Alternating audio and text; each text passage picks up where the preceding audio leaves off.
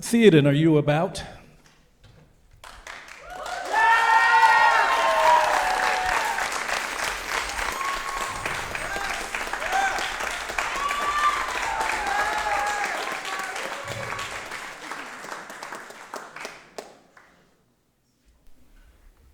Morning. So, let's see, where does this whole thing start? Well, Eric was like, you should play in an orchestra, and so then I came and joined this wonderful orchestra, and then Eric was like, you compose music, and I was like, yes, Eric, because Eric taught me everything I know about music. And so then Eric was like, you should compose a big piece for the orchestra to play. And I was like, okay, Eric, I will compose a big piece for the orchestra to play. And so I thought, what do I want to compose this piece about? And I decided I would compose this big piece for the orchestra to play about my home back in Colorado. And so I decided to base this orchestral work off of the area where I live called Fourmile Creek, and so it's titled Fourmile Symphony.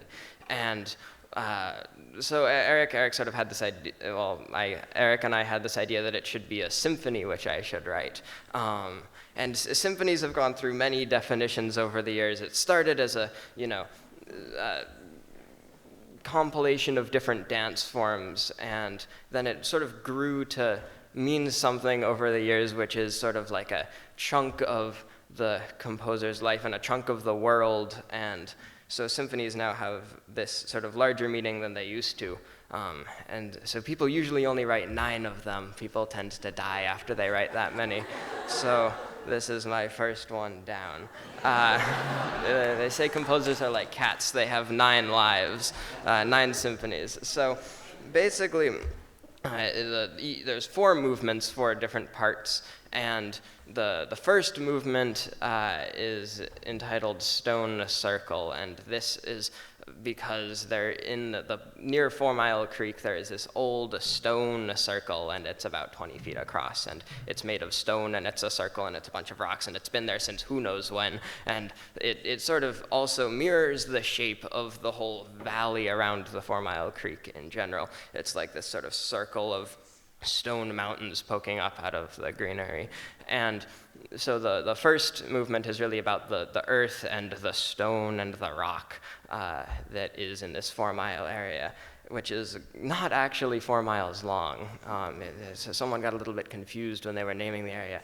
But then the second movement is sort of about the rain and the snow, and you can sort of imagine some like drifting snow and some rain, and that sort of, all of that rain and snow then brings in the life of the third movement, Flora and Fauna, which is all about the greenery and the brownery and all of the little plants, whether they be dry or wet. And so the third movement is also about the animals and all the plants and all the living things going on in the valley. It's about the herds of elk, it's about the pine trees, it's about the willow trees, a little bit about the aspen trees, and about the rabbits and the creatures. Then the final movement sort of brings the humanity to the valley. Now, one of the most striking things in this valley is this structure called Hilltop Mine,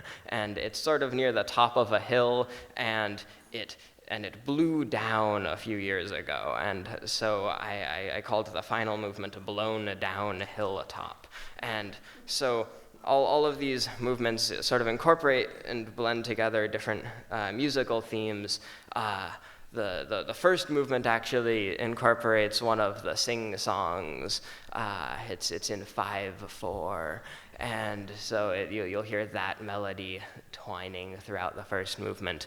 And so a big basis for this movement is a sort of chromatic lick that goes down 4 notes, and a lot of the harmony is based off of that, and it sort of incorporates more modern harmony, some older harmony, some traditional harmony, some newer harmony. It's fun. So anyways, then Eric was like, all right, this thing is due. And I was like, oh no. And so then I made it. And it was a bit of a deadline, and I might have written the first movement the couple of days before it was actually due. But then I got it in on time, and so this wonderful, wonderful orchestra here, the Keene Chamber Orchestra, is going to play. It's a fabulous orchestra. They're fun people. They're so fun to play music with, and it's been really fun having them play my symphony. It's a really wonderful moment, and I appreciate them all for playing it, so thank you. Music.